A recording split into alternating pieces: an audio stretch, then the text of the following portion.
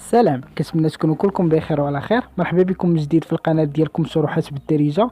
في هذا الفيديو الخوت تعرفوا معايا على الطريقه كيفاش تغير اللغه ديال التطبيق ديال بريد بنك موبيل الى عندك التطبيق باللغه الفرنسيه وبغيتي تردو اللغه العربيه او لا العكس. المهم اول حاجه كندخلوا لابليكاسيون ديالنا ديال بريد بنك موبيل اللي تيليشارجيناها من بلاي ستور. بالنسبه للطريقه ديال التفعيل غنخليها لكم في صندوق الوصف اللي بغى يفعل هذا التطبيق. اول حاجه كنديروا دابا الخوت كنكتبوا داك الكود ديالنا اللي متكون من 5 الارقام باش كندخلوا لابليكاسيون كتفتح معنا على هذه الواجهه. خلاص الخوت هاد الاختيار مازال نشرحهم ان شاء الله في الفيديو الجاي. ومن بعد الخوت الا بغيتي تبدل اللغه كتكليكي على هاد الاعدادات اللي غتلقاها لتحت.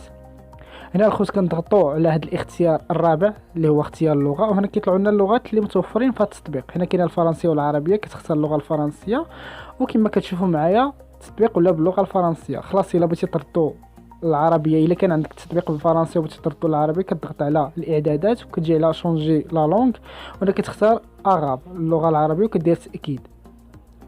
وكما كتشوفوا معايا الخوت التطبيق ولا باللغه العربيه.